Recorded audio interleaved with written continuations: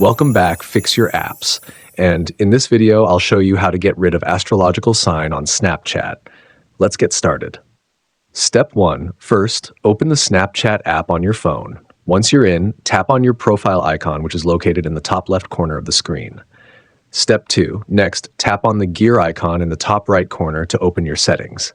This is where you can adjust various options related to your Snapchat account. Step 3. Now, scroll down until you find the birthday section. Tap on it to access your birthday settings. Step 4. Here you'll see an option called My Astrological Birthday. Tap on it, and you'll be taken to a screen that displays your zodiac sign. Step 5. To remove it, tap on the small cross icon next to your astrological sign. A confirmation message will pop up asking if you're sure you want to clear this information. That's it. Your astrological sign will no longer be displayed on your Snapchat profile. Thanks for watching, and please subscribe to the channel.